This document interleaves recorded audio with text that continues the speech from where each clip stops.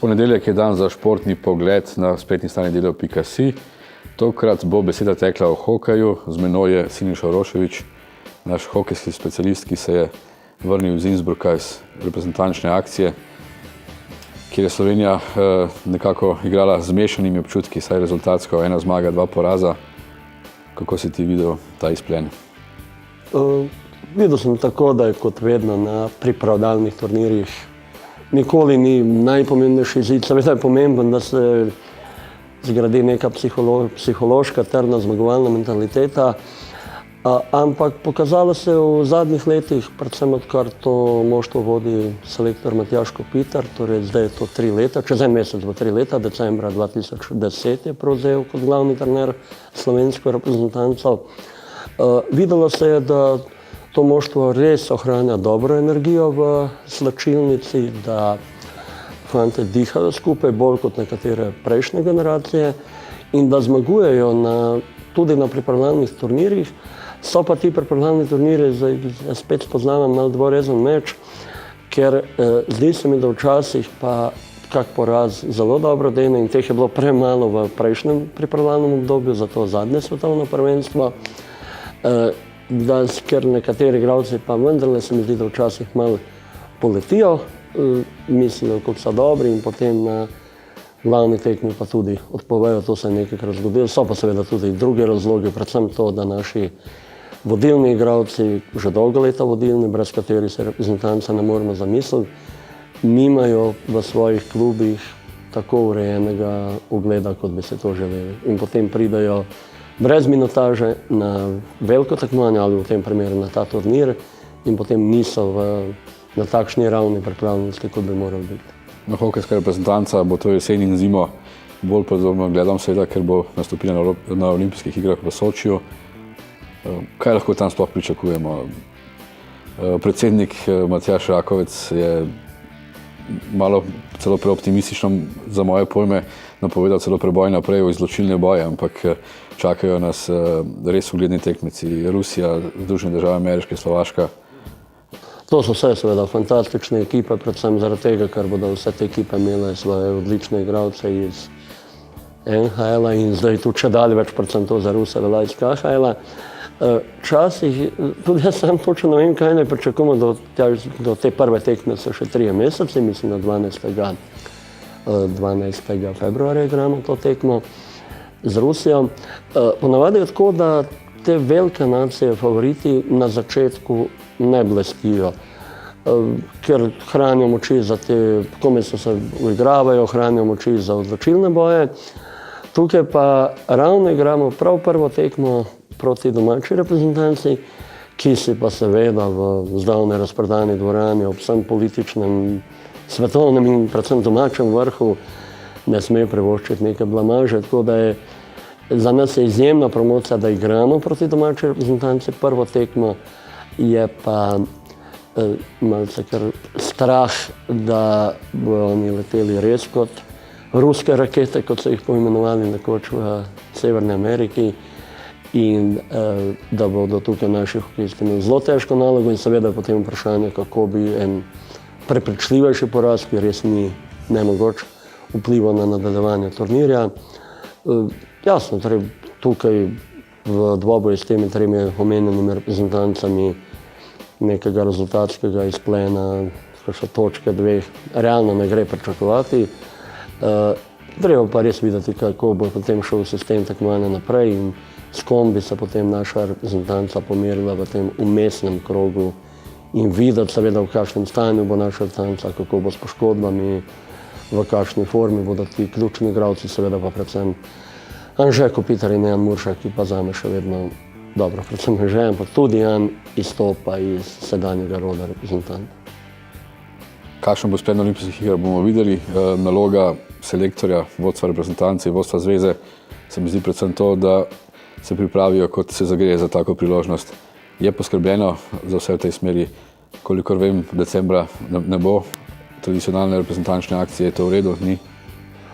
Jaz še vedno mislim, da to ni v redu, mislim, da bi bilo, čeprav sem se res veliko o tem pogovarjal z igralci. Tukaj seveda ni kriva niti baza, niti naša reprezentanca, niti naša zveza v tem primeru. To gre pa za tekmovalni koledar,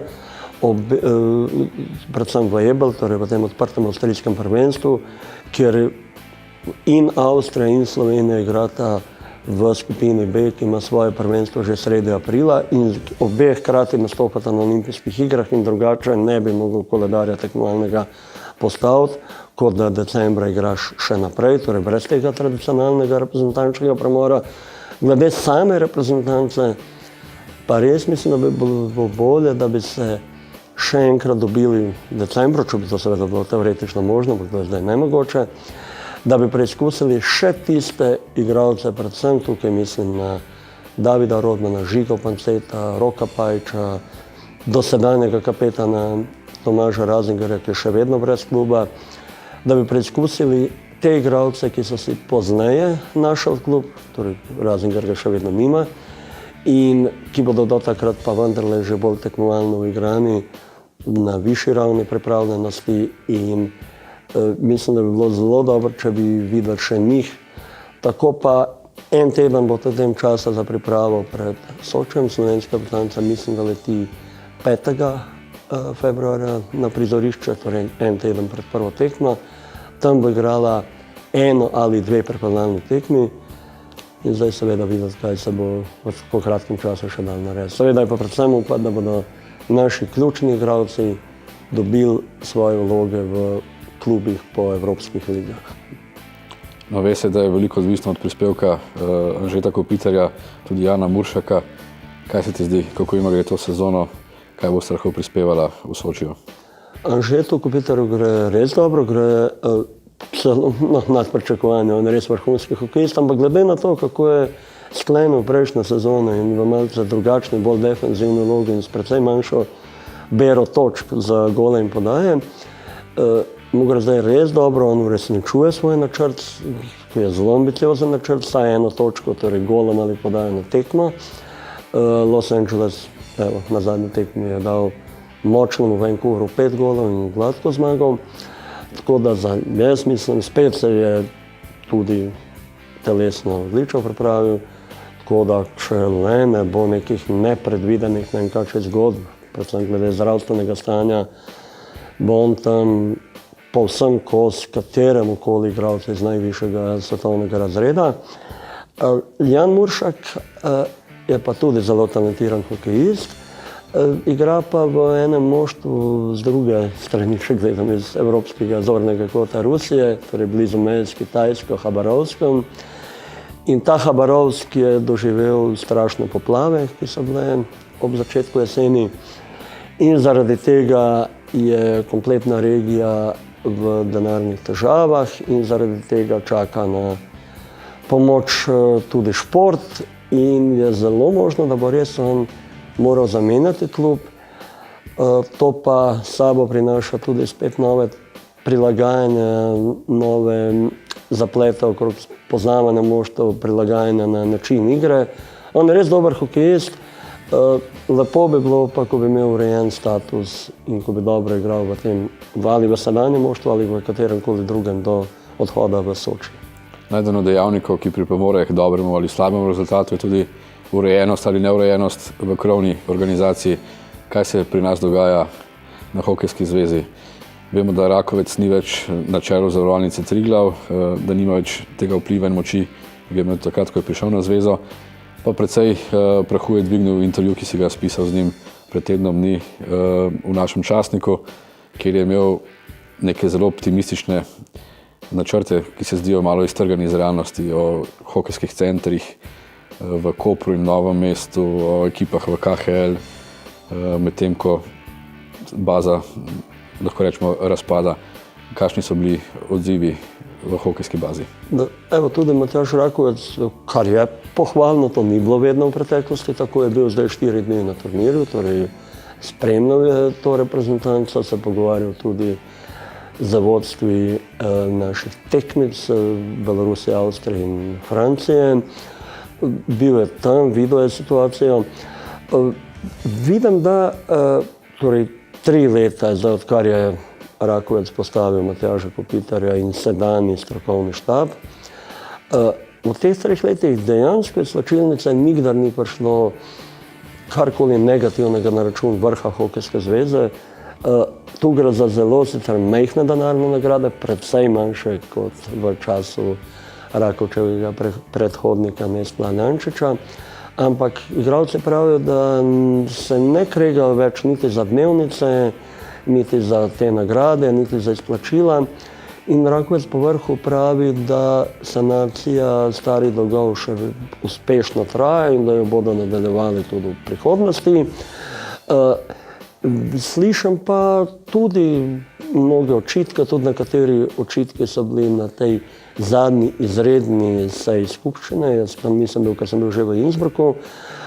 Tam so bili očitki, da on pretirano avtoritativno vodi to zvezo, da ne dopušča nikakršnega protipredloga, da noče prisluhniti nikoli opoziciji. On se pač odločil za takšno vodenje, mogoče bil predhodnik Jančič celo v nekaterih stvarih bolj demokratičen, več se je pogovarjal, več je imel potrpežljivosti. Je še vedno, mislim, da je pa težava, poglavitna težava slovenskega hokeja je dejansko izjemno ozka izbira teh centrov, krajev in tudi Jesenice, ki so bile vendar glavna baza vseh reprezentantov.